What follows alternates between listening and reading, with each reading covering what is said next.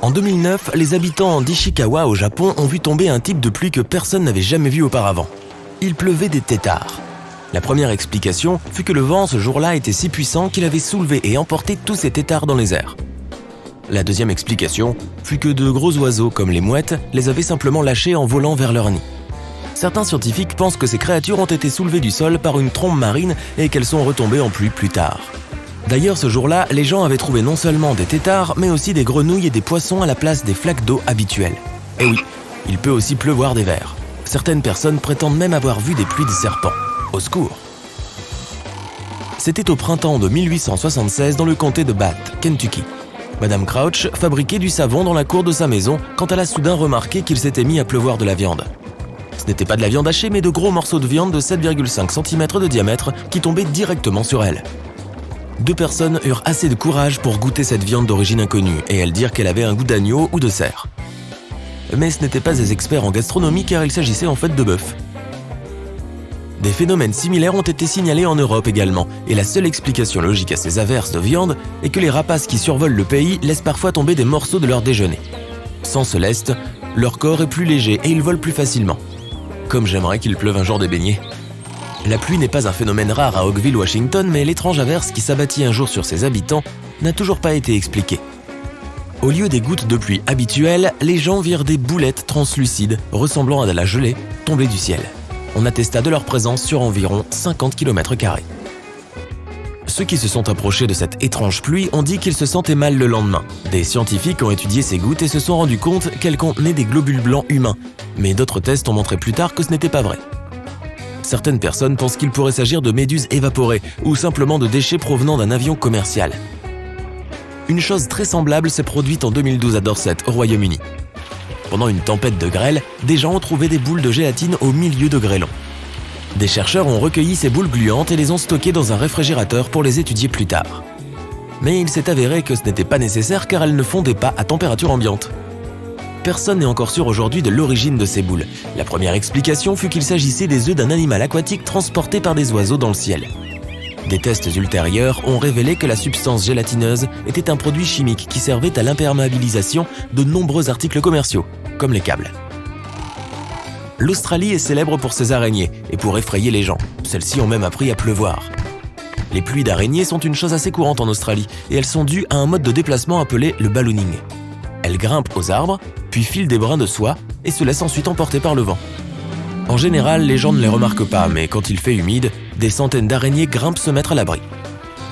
On dit que lorsqu'il pleut ou qu'il neige, il est possible d'apercevoir des araignées flotter avec leurs toiles, comme de petites montgolfières.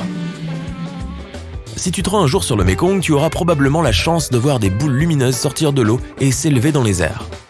Les habitants les appellent les boules de feu des Nagas. Leur taille peut varier, elles peuvent être aussi petites qu'une cerise et aussi grandes qu'une pastèque.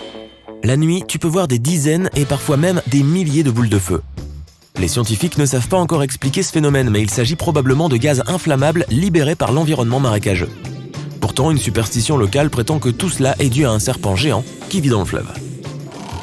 La trombe marine est une tornade qui ne se produit pas sur Terre mais sur l'eau. La vitesse de cette trombe peut être très élevée. L'eau est aspirée et partiellement tirée vers le haut. Même des poissons et des tortues sont entraînés dans les airs. En fait, les pluies de poissons peuvent aussi être expliquées par ce phénomène météorologique. La même chose peut se produire avec de la neige. Mais c'est vraiment rare. Il n'existe que 6 photos de trombes de neige, dont 4 ont été prises en Ontario. Ce phénomène météorologique nécessite que l'eau soit suffisamment chaude pour produire du brouillard et que la température de l'air soit très basse. C'est presque impossible. La lave est rouge, le ciel est bleu, je regarde sympa avec mes vieux. Pas mal, hein? Mais le fait est que la lave n'est pas forcément toujours rouge. Tu peux en avoir la preuve en regardant celle qui s'écoule du volcan Kawah Ijen, situé en Indonésie. Elle a une couleur rouge caractéristique pendant la journée, mais la nuit elle se teinte d'un bleu luminescent. Aucun mystère là-dedans, juste des tonnes d'acide sulfurique. Le cratère de ce volcan contient aussi le plus grand lac acide du monde. L'eau turquoise te donnerait presque envie de piquer une tête, mais tu as probablement déjà compris que ce n'est pas recommandé. Le feu de ce volcan est lui aussi bleu. Et c'est le plus grand feu bleu du monde. Il peut atteindre jusqu'à 5 mètres de haut. Dans certains endroits, l'eau peut ressembler à du verre. Les étangs de sel blanc ressemblent à des fenêtres ou même à des entrées vers un monde souterrain. Ils doivent leur apparence à l'évaporation du sel. On trouve ces lacs en France et en Inde. Mais les étangs salés de Cargill, dans la région de la baie de San Francisco, sont plus hallucinants encore en raison de leur couleur éclatante. Les nuances varient. Tu verras du bleu profond, du vert gazon, de l'orange, du rouge écarlate, du vermillon et même du magenta.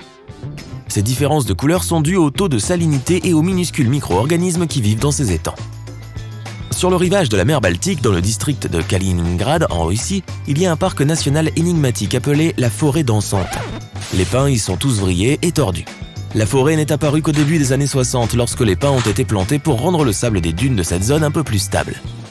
C'est probablement l'instabilité du sable qui a fait que ces arbres ont poussé comme ça. Une autre raison pourrait être la puissance des vents.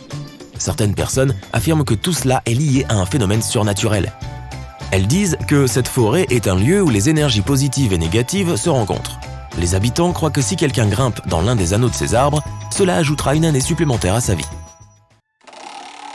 Le bourdonnement de Taos au Nouveau-Mexique rend les habitants de cette ville fous depuis les années 1990. Un tel bourdonnement à basse fréquence ne te permet pas de dormir normalement. Des scientifiques ont essayé de trouver la source du bourdonnement, mais ils ont échoué. Ils l'ont attribué à des appareils mécaniques et même à des animaux. Le bourdonnement de West Seattle, par exemple, était lié aux poissons crapauds. Différentes variations du bourdonnement ont également été entendues au Royaume-Uni, en Australie et dans certaines régions des États-Unis. Heureusement, seulement environ 2% de la population mondiale peut l'entendre. Les nuages noctulescents, ou nuages nocturnes lumineux, sont très rares, car premièrement, ils ne se forment qu'en été. Et deuxièmement, on peut les voir qu'à des latitudes comprises entre 50 et 70 degrés, au nord comme au sud. Pour voir ces nuages, le soleil doit déjà être sous l'horizon. Mais les nuages doivent être encore frappés par le soleil. C'est possible pour les nuages les plus élevés qui sont situés à environ 80 km d'altitude. Nous ne pouvons pas les voir pendant la journée car ils sont trop pâles. Les cercles de fées, également connus sous le nom de rondes sorcières, sont d'énigmatiques formations annulaires de champignons qui apparaissent dans les prairies et les zones forestières. Les scientifiques ne savent pas expliquer pourquoi ces champignons parviennent à former des cercles presque parfaits. Mais les superstitieux prétendent que des fées brûleraient le sol en dansant, provoquant une croissance rapide des champignons alentour. En fait, c'est en partie vrai. Ces champignons poussent dans des endroits où l'herbe s'est flétrie. L'Amazone, l'un des plus longs fleuves de notre planète, s'étend sur 6500 km, ce qui représente une distance supérieure à celle qui sépare Vienne de New Delhi. Mais il y a un fleuve en Amérique du Sud qui surpasse doublement l'Amazone. Premièrement, il est plus large. Deuxièmement, personne ne l'a jamais vu. Il s'agit du jumeau enfoui de l'Amazone, le Rio Hamza, et il s'écoule à 4 km sous terre. Les scientifiques l'ont découvert il y a 10 ans, en 2011. Ne cligne pas des yeux ou tu manqueras ce phénomène météorologique des plus rares. Les sprites rouges sont des décharges électriques dans le ciel qui ressemblent un peu à des aurores. Elles sont super puissantes, environ 10 fois plus que les éclairs ordinaires. Mais elles ne durent que quelques secondes. On les a photographiées pour la première fois en 1989 et il existe encore très peu de photos et d'enregistrements vidéo de ces éclairs. Pour faire une vidéo qui puisse montrer nettement les sprites rouges, il faudrait environ 7000 images par seconde. Bon salut.